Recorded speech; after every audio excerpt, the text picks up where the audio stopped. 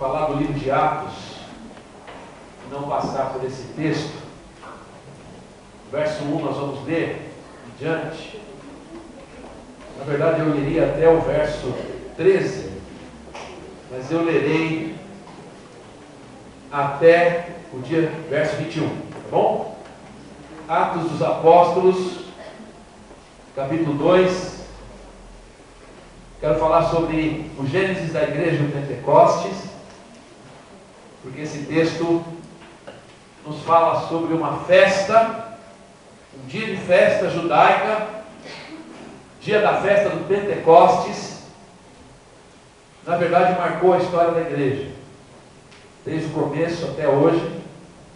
Eu quero ler com os irmãos esse episódio e orar com os irmãos, para que a partir desse texto Deus possa falar ao seu coração e abençoar a sua vida hoje.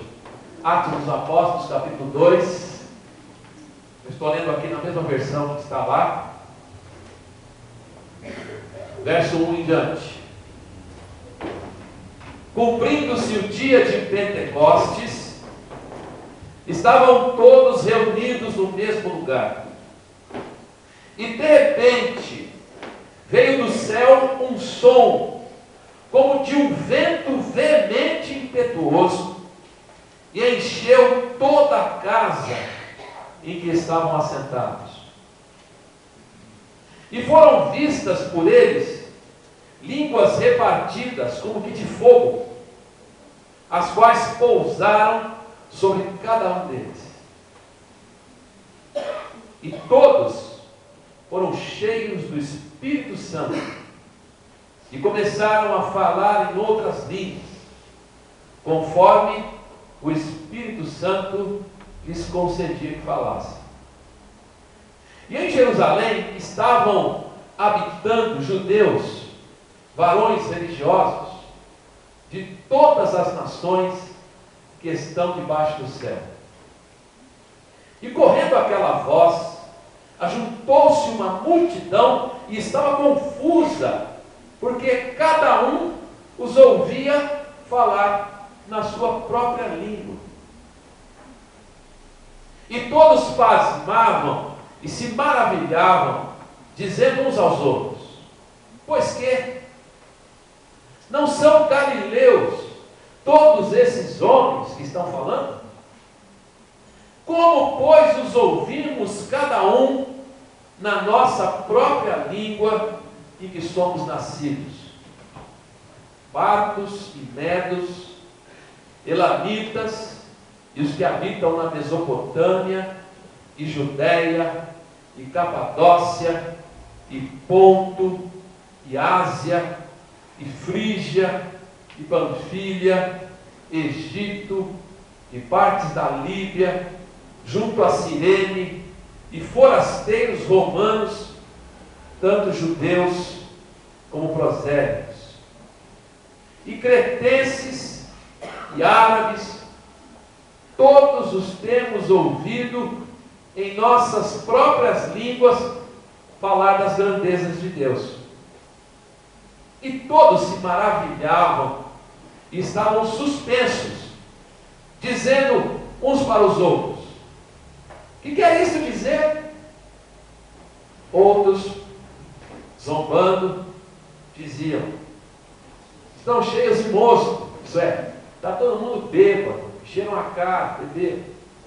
Verso 14: Pedro, porém, pondo-se em pé com os 11, levantou a voz e disse-lhes: varões judeus, e todos os que habitais em Jerusalém, seja-vos isto notório, e escutai as minhas palavras. Estes homens não estão embriagados, como vós pensais, sendo esta a terceira hora do dia, isso é 9 horas da manhã.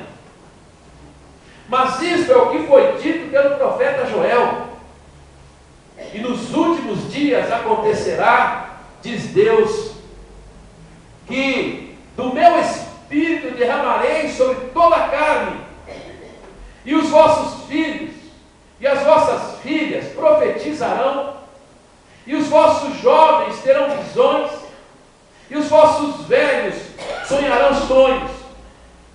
também do meu Espírito derramarei sobre os meus servos e as minhas servas naqueles dias, e profetizarão, e farei aparecer prodígios em cima no céu, e sinais embaixo na terra, sangue, fogo e vapor de fumaça.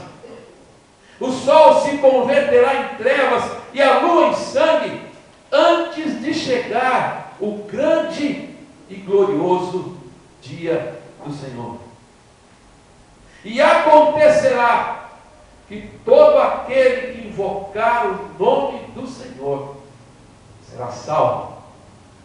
Vamos orar? Convido você a orar comigo. Vamos pedir a graça de Deus sobre nós. Primeiro vamos orar, depois eu debate. Feche seus olhos.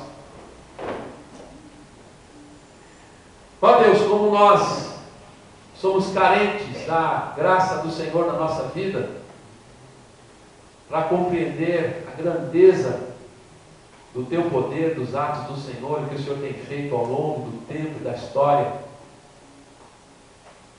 nós, ó Deus, queremos não só compreender, mas queremos também viver, ter experiência como homens e mulheres de Deus.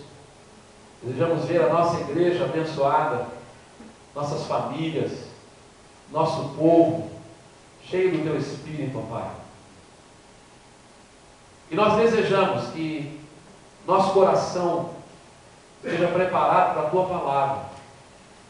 Corações quebrantados, corações, ó Deus, compungidos, como diz esse texto na sequência, de pessoas que ficaram impactados pela ação do Teu Espírito e tiveram as suas vidas mudadas para sempre. Nós carecemos do Senhor, carecemos da ação do Teu Espírito na nossa vida. Estamos aqui, Senhor, num auditório cheio de pessoas que estão aqui nessa noite, que vieram aqui com o desejo de Te adorar. Ó Deus, eu estou convencido disso. Está cheio de gente aqui que quer adorar o Senhor de todo o coração, que quer louvar o Senhor, que quer ouvir Tua palavra, que quer viver para o Senhor. Gente que enfrenta lutas durante a semana, enfrenta lutas pessoais, gente que no seu dia a dia tem muitas dificuldades, mas que queremos, ó Pai, servir ao Senhor. Pedimos que o Teu Espírito Santo possa falar ao nosso coração de maneira poderosa, transformadora. É isso que nós almejamos, e para isso nós só podemos orar ao Senhor e contar com a Tua misericórdia e a Tua graça. Ó Deus, aquilo que o Senhor colocou no meu coração essa semana, eu quero pedir que o Senhor possa abençoar meus irmãos aqui hoje. Possamos todos juntos aqui, ó Deus, sermos tocados por Tua palavra, em nome de Jesus. Amém. Algumas passagens da Bíblia se tornam muito importantes ao longo do tempo. E certamente essa passagem que está aí diante de nós é uma delas. O que nós temos aí é o início de uma mudança total, inesperada, uma mudança radical que aconteceu na história de Israel, com o surgimento da igreja e do que Deus havia prometido já através do profeta Joel. Como nós já observamos alguns dias atrás, depois que Jesus ressuscitou, Ele ficou com seus discípulos 40 dias, e antes de ser levado ao céu, disse a eles: olha, fiquem em Jerusalém, para que vocês possam receber o dom do Espírito Santo. É o mesmo Lucas que diz isso lá no final do Evangelho de Lucas. Você vai encontrar isso lá no capítulo 24, nos últimos versículos. A palavra de Jesus para os seus discípulos: ficai em Jerusalém, até que do alto sejais revestidos do poder. Aqui no início do livro de Atos, nós já fizemos menção disso, de Jesus com os seus discípulos, dizendo: olha, Recebereis poder ao descer sobre vós o Espírito Santo, e sereis minhas testemunhas, tanto em Jerusalém, como em toda a Judéia e Samaria, até os confins da terra. E aí Jesus é levado, vai embora, a ascensão de Jesus acontece para o céu, para não voltar mais até hoje. Mas os anjos dizem aos discípulos, como nós vimos na semana passada: olha, por que vocês estão olhando lá para o céu? Esse mesmo Jesus que vocês estão vendo ir voltará. E o texto termina dizendo que eles estiveram reunidos no mesmo lugar. Passam-se 10 dias. Chega o dia de Pentecostes, 50 dias depois da Páscoa. Uma grande festa em Jerusalém. Eu imagino que Jerusalém, nesse dia, virava mais ou menos o que acontece com o Guarujá, aqui em São Paulo, em feriado prolongado. Enche de gente, top de gente lá. Tem muita gente de fora, muita gente que não mora lá, mas está ali por causa do momento, por causa da festa, por causa do mar, da praia. E a cidade, o litoral, recebe muita gente que não mora ali, mas está ali por causa da ocasião especial. É mais ou menos isso que acontece até hoje em Jerusalém, em festas especiais. É festa do Pentecostes, é festa da colheita, é festa da bênção de Deus sobre o povo, que foi instituída lá no Antigo Testamento, 50 dias depois da Páscoa.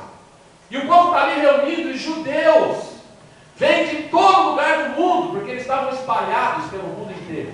Como você pode ler nesse texto aí, tem os judeus até vindos de Roma, mas de vários lugares do mundo, judeus que tinham nascido em outros lugares, porque eles ficam aí admirados de ouvir falar na língua na qual eles foram nascidos.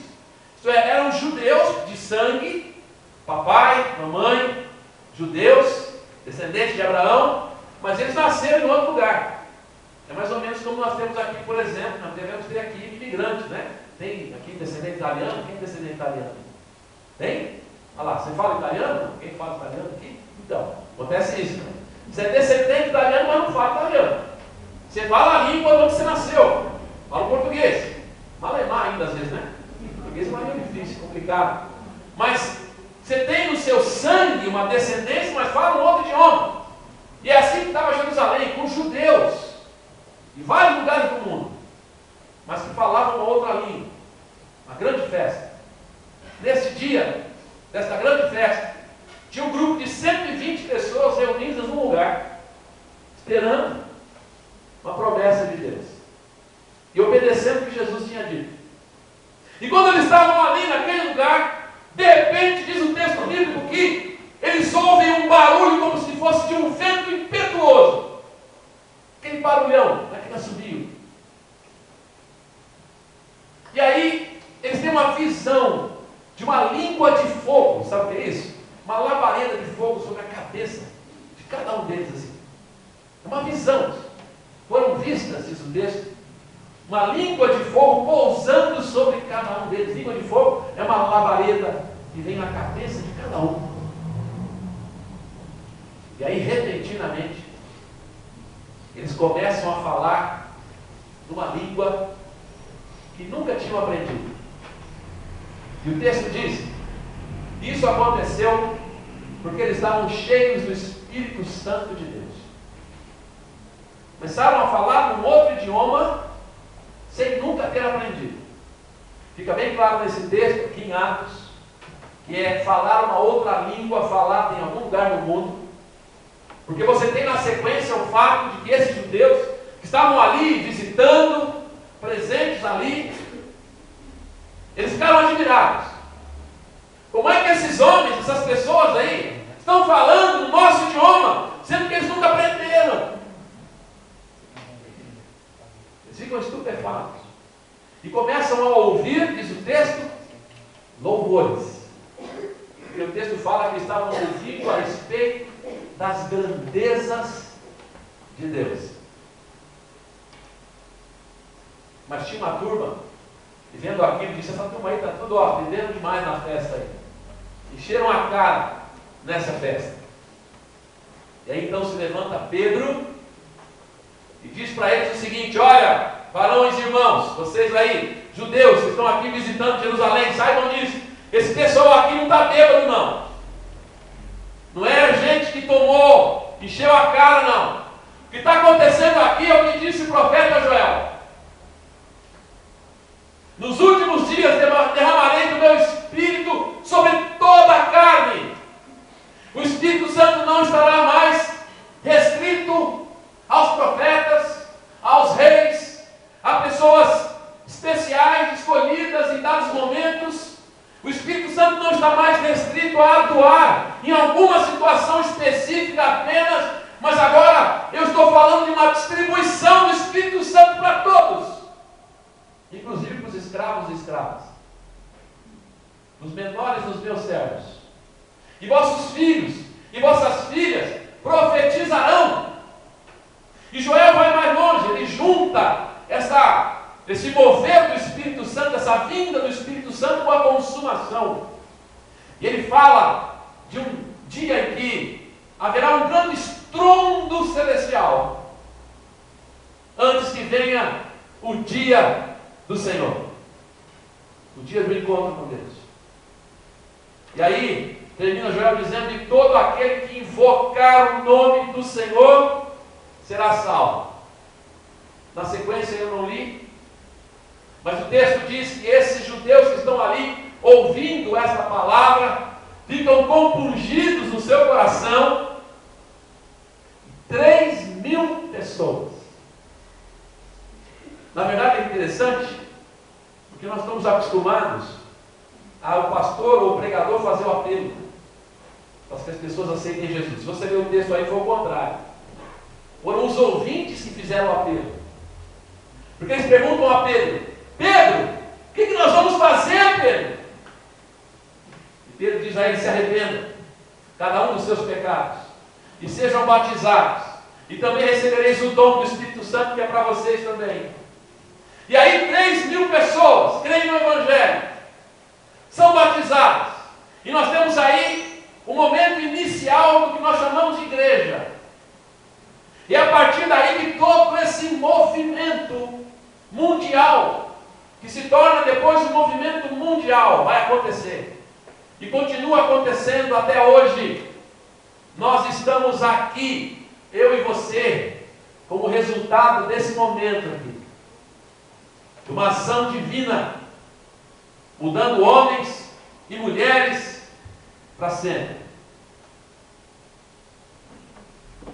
Mas, no decorrer do livro de Atos acontecem outras coisas. Primeiro você percebe que eles falam em outros idiomas, porque tem pessoas ali presentes de outros lugares no mundo.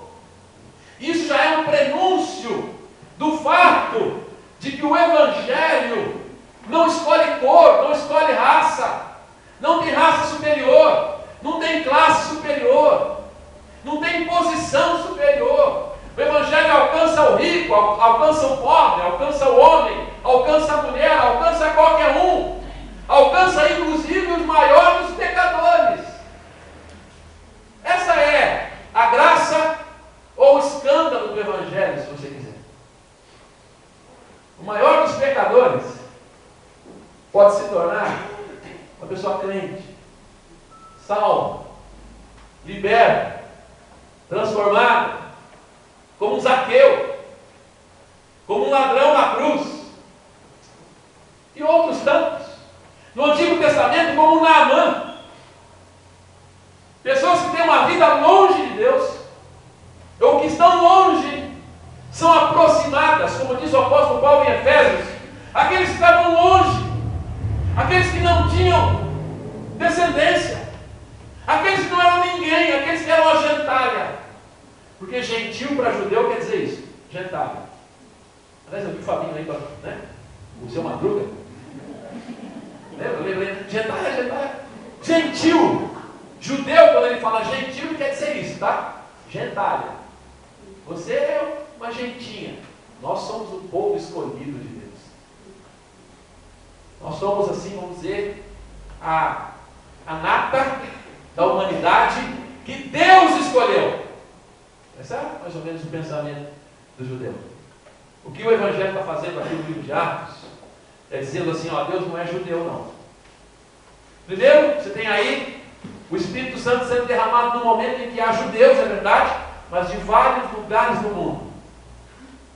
Depois, no capítulo 8, você tem o Espírito Santo sendo derramado entre os samaritanos. Sabe quem é o samaritano? Samaritano é assim, é o inimigo.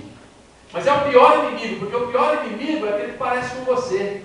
É aquele que está perto.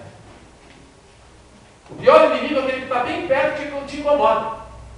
Então o samaritano de fato era problema para o judeu. Por quê? O samaritano também reivindicava ser descendente de Abraão. Mas eles eram uma raça mista. Porque houve lá na história de Israel, com o problema do cativeiro, os samaritanos acabaram sendo um grupo de israelitas que acabou se misturando com outros povos, e eles ficaram meio judeus. E os judeus da Palestina diziam, não, vocês não são judeus. Eles diziam, nós somos sim. Não, vocês não podem adorar aqui em Jerusalém. Tá bom, então vamos construir o nosso templo aqui, no nosso lugar, em Gerezim, lá na Samaria, ou Samaria, como diz algumas bíblias. Então eles construíram o templo deles. É aqui que Deus habita. E os judeus dizendo, não, é aqui que Deus habita, aqui em Jerusalém, no nosso templo. Esse era o dilema, por exemplo, da mulher samaritana. Samaritanos, essa turma que quer ser igual a nós. O Espírito Santo desce sobre eles em Atos 8. E Deus está dizendo o seguinte, os samaritanos também são bem-vindos no meu reino. São bem-vindos aqui. Mais do que isso.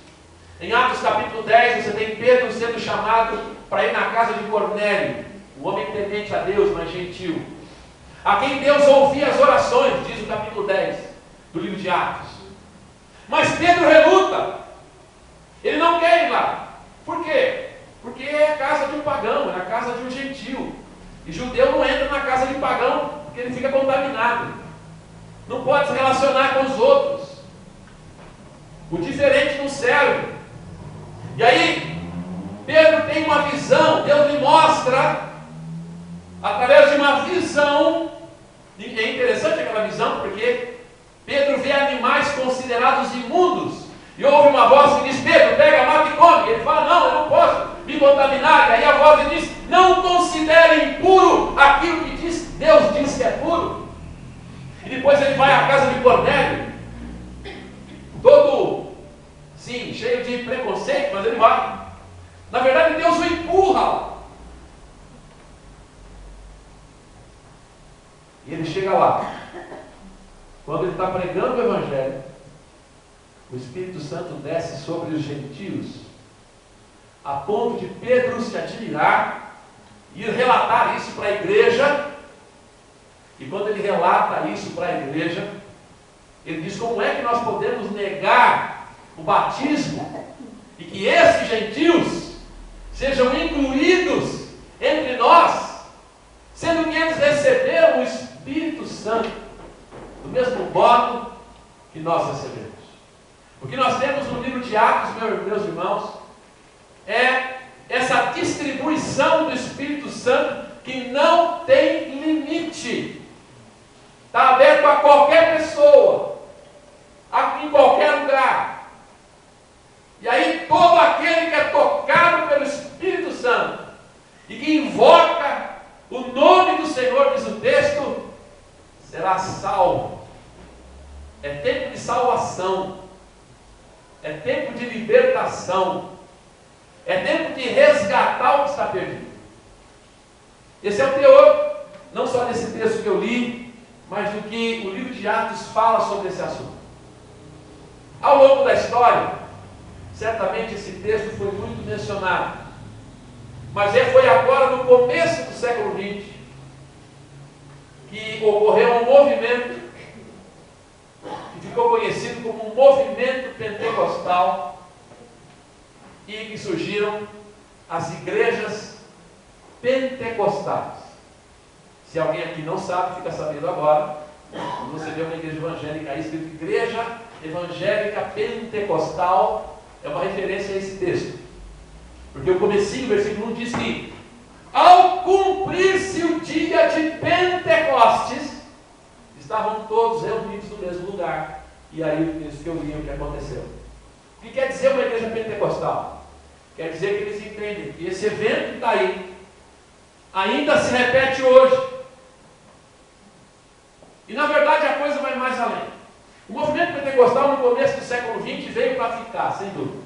Aliás, o movimento pentecostal não começou no século XX. Começou antes. Nenhum movimento começa do dia para a noite. No século XIX havia, na verdade, grupos de cristãos em vários lugares da Europa, nos Estados Unidos, que desejavam uma vida cristã mais abundante, que sentiam o peso do seu próprio pecado, a luta na sua vida, ao longo da sua vida, no seu dia a dia, e ao mesmo tempo o desejo do seu coração de ter uma vida mais santa, uma vida mais digna, uma vida mais próxima de Deus, sentindo sempre a pressão e a luta contra o seu próprio pecado, desejando de fato uma vida mais plena. Isso foi conhecido como movimento de santidade em vários lugares do mundo. O movimento pentecostal é resultado disso, creio eu. Pessoas, na verdade, que no fundo estão ali desejosas de uma vida cristã mais plena, mais abençoada, uma vida cristã mais significativa. E eu imagino que você, como eu, também luta com isso. Eu quero ser um crente melhor, uma pessoa melhor, um pastor melhor. Eu quero ser um pai melhor, um marido melhor, mas frequentemente eu estou diante das minhas lutas pessoais, dos meus limites pessoais, da minha tendência pecaminosa. Isso acontece com você, imagino. Acontece comigo. Acontece com todos nós. A Bíblia fala, você lê a carta aos Romanos, vê o que Paulo diz, na verdade ele fala disso em relação à vida cristã. Resumindo tudo, Gálatas 5,17 diz: a carne luta contra o Espírito, o Espírito é o Espírito Santo, e o Espírito luta contra a carne, para que não façais o que porventura seja do vosso querer. Há uma luta constante. E eu acho tremendo a minha maneira de ler Romanos 6, 7, 8. Quero dizer aos irmãos, Romanos capítulo 7, especialmente é naquele capítulo que Paulo diz: olha, eu quero fazer o bem. O querer fazer o bem está em mim, diz o apóstolo Paulo. Mas eu não consigo, eu não faço. E aí, em Romanos capítulo 7, ele conclui dizendo: miserável homem que sou, quem me livrará do corpo desta morte? E ele diz assim: graças a Deus por Cristo Jesus, de maneira que, com a mente, eu quero servir a lei de Deus, mas com os meus membros do meu corpo eu sirvo a lei do pecado. Ele para ali e dá a impressão que não tem solução. Mas quando você lê o capítulo 8 de Romanos, pode notar na sua Bíblia, a palavra que mais aparece lá é Espírito. É o capítulo do Espírito Santo na Bíblia. O que o apóstolo Paulo está dizendo é o seguinte: vencer essa luta só é possível se for no poder do Espírito Santo.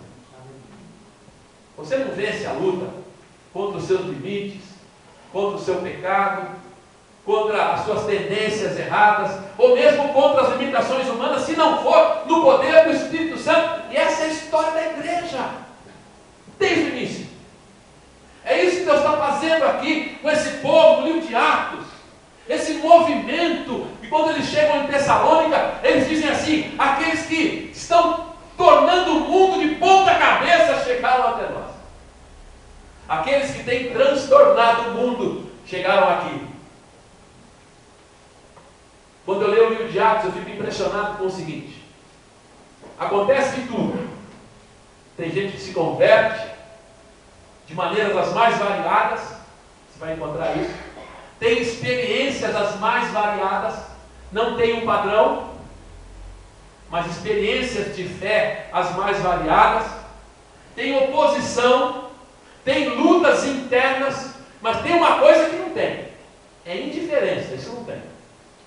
Onde chegam os apóstolos, onde chega a pregação do Evangelho, há um burbúrio lá, um negócio que acontece lá, um movimento, mas não tem diferença. Ou você crê, ou você é contra, mas não tem diferença. Quer dizer, transtorna no mesmo lugar. Esse é o ambiente que você percebe no livro de Atos dos Apóstolos. O mover de Deus, e o mover de Deus que a igreja vem desejando ao longo do tempo. E a meu ver, o movimento pentecostal surge a partir desse anseio. O problema é que depois, na hora de regulamentar a coisa, criaram um padrão. Aí que está o problema. Se você não falar em línguas, você não foi batizado com o Espírito Santo. Isso é um padrão que criaram depois. Aí padronizaram a ação de Deus. E eu estou absolutamente convencido, com todo respeito, gente, eu já falei aqui, os irmãos sabem, se alguém visitando aqui que é igreja pentecostal, eu sou batista de origem, mas já fui pentecostal, depois retornei, não sei se é predestinação, deve ser, mas estou falando de uma porta que eu já entrei, e aliás tenho um respeito enorme por pastores, colegas, membros de igreja, pessoas queridíssimas, que são membros de igrejas pentecostais. Então, por favor, não estou querendo falar mal, menosprezar nenhuma igreja pentecostal. Mas a razão por que eu deixei foi essa. Apesar de eu ter tido muitas dessas experiências. Mas padronizar e dizer assim, ó, se você não falou em língua, você não recebeu o Espírito Santo, ou como alguns dizem, né? Você já falou em línguas? Não, então você não tem o Espírito Santo. Já ouviu falar isso? Bíblia não diz isso. Tá? Bíblia não diz isso. Aqui mesmo nesse texto que eu li, é verdade. Eles falaram em línguas porque tinham judeus de vários lugares. Você viu o texto que eu li? E eles ouviram na sua própria língua os louvores a Deus. Mas o texto, por exemplo, não diz nada dos 3.000. Não fala que eles falaram em línguas.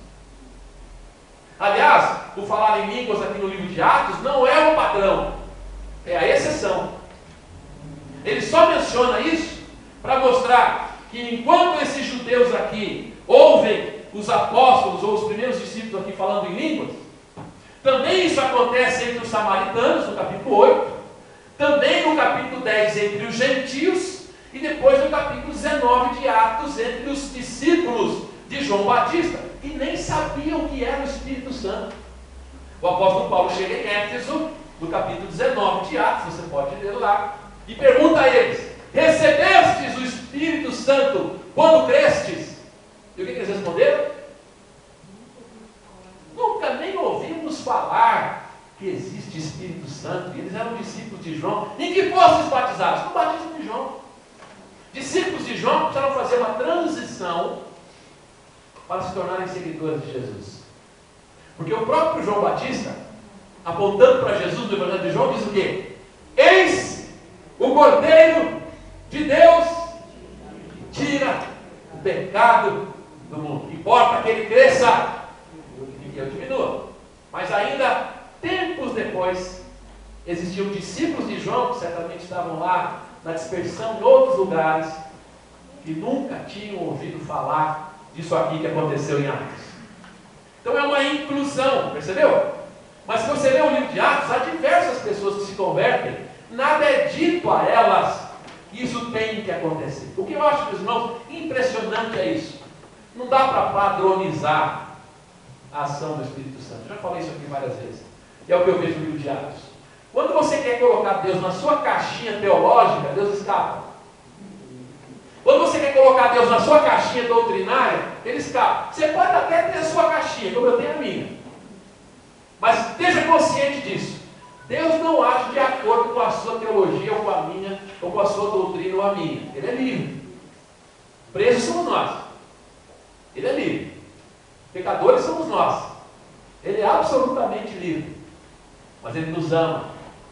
Ele age poderosamente na vida da igreja. É isso que nós temos aqui no começo da igreja.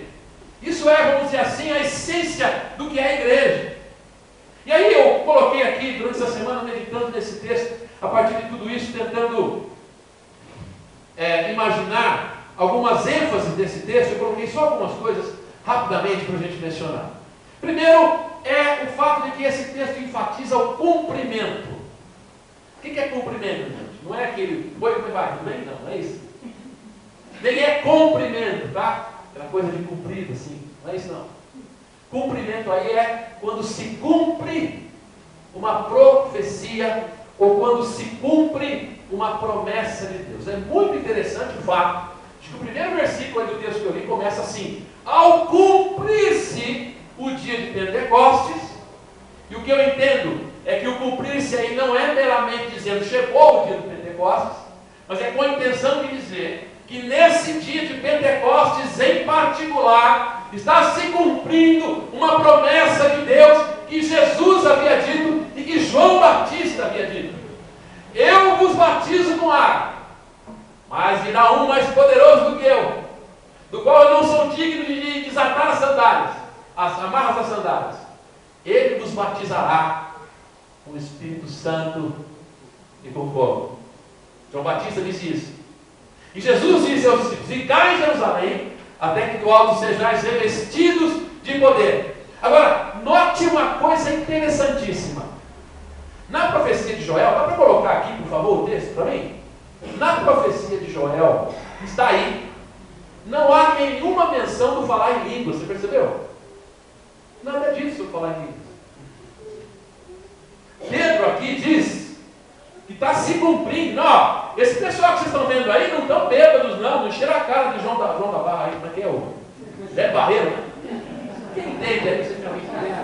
Velho Barreiro? 51, melhor, o pelo menos é mais conhecido. 51. Não é que secaram a garrafa, não. Esse pessoal aí, ó, o que está acontecendo é isso aí, um pouquinho antes.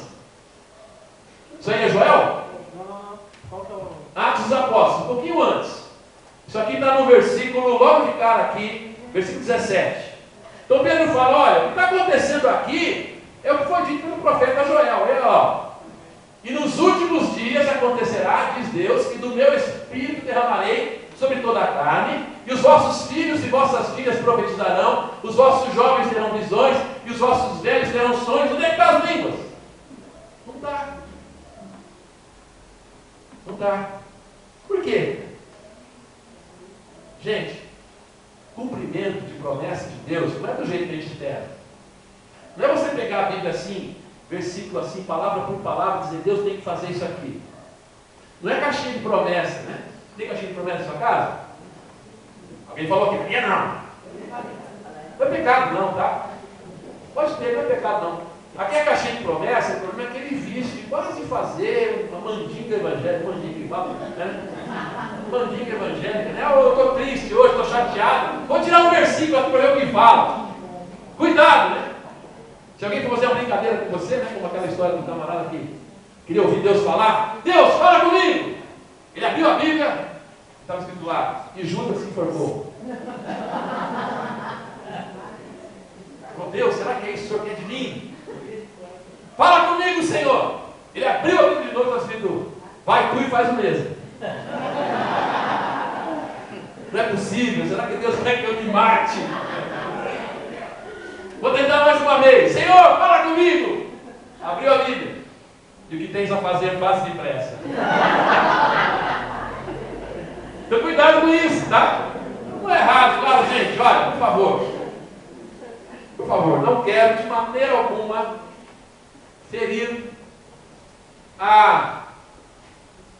o espírito devocional muito importante de cada um de nós. Leia a sua Bíblia. Deus é capaz de usar o texto bíblico de maneiras que a gente não espera. Eu não estou dizendo que você não vai um dia abrir a Bíblia, e aí, acho que já aconteceu com você, já aconteceu comigo. Um dia você está ali, precisando de ouvir uma palavra de Deus, e você de repente lê um texto da Bíblia, e parece que aquilo foi escrito para você. Parece que salta da Bíblia. Já teve essa experiência, né? Parece que é Deus falando com você. Por favor, eu não estou negando isso, já aconteceu comigo. O problema é fazer disso depois um vício, né? Ser dependente disso. Ficar dependente desse tipo de coisa. As promessas de Deus, elas se cumprem do jeito de Deus. Aliás, falar de promessa de Deus que se cumpre está até em para-brisa de automóvel, eu vejo o tempo todo aí. Deus é fiel mesmo, né?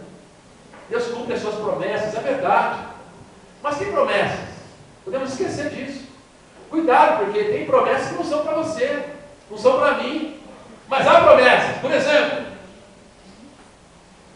eis que eu estou convosco todos os dias, até a consumação do século. Por que Jesus disse isso se ele não está aqui?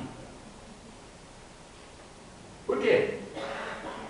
Lê João capítulo 14 e capítulo 16. Jesus diz assim: não vos deixarei órfãos, mas enviarei o Consolador. É o Espírito Santo, gente. O eis que eu estou convosco todos os dias é a promessa de que Jesus está conosco por meio do Espírito Santo todo dia. Não se esqueça disso. O Espírito Santo habita em você. Por mais que pareça que não, por mais que os seus sentimentos possam dizer que não, por mais que as situações complicadas da sua vida possam dizer que não, o que a palavra de Deus diz é isso: eis que eu estou convosco todos os dias. Então, meu irmão, minha irmã, creia nisso, em nome de Jesus. Renove a sua fé aqui hoje nisso. Ele está com você. Ele não abandonou você. E não abandonou nenhum de nós, porque Ele não abandonou a sua igreja e o seu povo. Isso é promessa. Isso é promessa de Deus. Não andeis ansiosos por coisa alguma. Antes sejam conhecidas diante de Deus as vossas inquietações com ações de graça. E a paz de Deus, que excede todo entendimento, guardará os vossos corações em Cristo Jesus. Apresenta a Deus a sua dificuldade, a sua luta. E a promessa é: a paz de Deus vai renovar você por dentro. Não quer dizer que o problema vai ser resolvido no estalar de dedos, mas quer dizer que a sua atitude diante do problema vai ser diferente. Porque a paz de Deus está no seu coração. Porque o Espírito Santo habita em você. Creia nisso. E Ele age de maneiras incompreensíveis às vezes para nós, que não estão no nosso controle, mas Ele age. Há uma multidão de testemunhos em 2000 anos de história que falam isso. É o Espírito Santo que muda a nossa vida, transforma a nossa vida. Esse tem sido o anseio da igreja ao longo da história. Foi isso que aconteceu nos inícios do movimento pentecostal. Foi isso que aconteceu nas renovações do ano 60 aí, entre os batistas. Teve uma confusão danada, muita coisa, muito mal entendido aconteceu. Vou dizer para os irmãos uma coisa. Aí nos anos 60, alguns mais antigos aí sabem, né, que surgiram os batistas renovados. Lembra disso? Lembra, né? Teve na convenção do Batista Brasileiro, teve a famosa comissão dos 12, para discutir a renovação. Pastor Enéas Domini, que está vivo até hoje, homem de Deus, admiro aquele homem, 100 anos, uma lucidez tremenda. Foi um dos pivôs desse movimento. Pastor José Rei do Nascimento, talvez você não tenha ouvido falar, mas você já ouviu falar da Igreja Batista Lagoinha, não é? Lá em Minas Gerais, lá em Belo Horizonte. Pois é. Oi? É lá, terrinha da irmã Neuza, né? Renovação. O que foi isso? Crentes querendo ter uma vida cristã mais plena. É verdade, fizeram muitas confusões, mas eu ouvi de um professor meu, que eu posso dizer o nome, já falecido, pastor Werner Caixa, que fez parte daquela comissão dos 12. Ele afirmou em aula para nós: hoje não existem mais os motivos que levaram à divisão dos anos 60. Quanta bobagem a gente faz. A gente às vezes não sabe lidar com isso, não é? Quer dizer uma coisa para você hoje aqui, tá? Você não precisa deixar de ser batista para ser cheio do Espírito Santo, não. Porque o Espírito Santo ele escolhe batista, pentecostal. Deus age com quem Ele quiser. As denominações somos nós que criamos. E é importante você ter uma direção, tudo bem. Senão você vai ter que criar um grupo seu e falar assim: não, eu não gosto de denominação. Tá, então eu crio um grupo seu e falo assim: ó, aqui estão os verdadeiros de Jesus. Eu quero que nos vazem. Eu não quero isso. Eu gosto da história dos batistas. O povo que quis servir a Deus, alguns inclusive morreram por causa de sua fé. Tem uma história linda aí. Tá? Agora não é só batista que vai para o céu não, viu? Como eu já falei aqui, eu sou batista, mas Deus não é. Tá bom? Então é só para ficar claro. Coisa. O que eu estou dizendo é, entre os batistas, há muita história bonita. De gente que na verdade quer servir a Deus. Eu tenho certeza que aqui essa igreja é isso, a história dessa igreja é isso. O começo dos irmãos que começaram essa igreja, os irmãos que lutaram para chegar aqui, para nós estarmos aqui. Isso é uma história muito valiosa. Agora, como eu disse lá, igreja que tem passado e que tem futuro. Agora tem que olhar para frente. Né? Tem que olhar para frente. Então, Cumprimento das promessas de Deus. É o que nós temos aqui. É um Deus que cumpre promessas. Deus que não muda. Hebreus 13:8, famoso versículo, né? Jesus Cristo é o mesmo ontem, hoje, será eternamente. Malaquias 3:6. Lembra desse? Hebreus 13:8 eu não lembro, né? Mas Malaquias 3:6 é mais difícil, né? Eu sou o Senhor e não mudo. Por isso vós, filhos de Israel, não sois consumidos. O que isso quer dizer? Deus não muda na sua misericórdia, quando Ele está de braços abertos para o seu povo. Deus não muda em dizer que mesmo que você se afaste dele, mesmo que você cometa pecados, Ele ainda está de braços abertos para que você retorne. Deus não muda. Deus é misericordioso. Diz o profeta Miqueias que Ele pega os nossos pecados e lança nas profundezas do mar. É isso que Ele faz. Diz o Salmo 103 que assim como o céu está longe da terra, assim Ele afasta de nós os nossos pecados. Assim como o ocidente está longe do oriente, assim Ele afasta de nós os nossos pecados. Seus pecados foram perdoados. Cumprimento, promessa de Deus. Poder. Aqui, ó, no capítulo 2, aqui, o que os discípulos fizeram, gente? Esperaram. Aliás, não dá nem para falar, né? Se você ler o texto direitinho, não dá nem para falar assim, olha, eles oraram fervorosamente, pedindo, fizeram vigília, até dar calo no joelho, aí o Espírito Santo desceu. Não está dizendo isso. Eles só ficaram lá esperando, como Jesus mandou. E ao cumprir-se o dia de Pentecostes, o que eles fazem? Absolutamente nada. É Deus que faz. Tem um vento impetuoso, não são eles que fazem isso. Aparece uma língua, uma labareda de fogo sobre a cabeça de cada um, não são eles que fazem isso. E eles começam a falar em outras línguas, porque eles ficam cheios do Espírito Santo, não porque eles eram capazes. Poder de Deus. O Evangelho caminha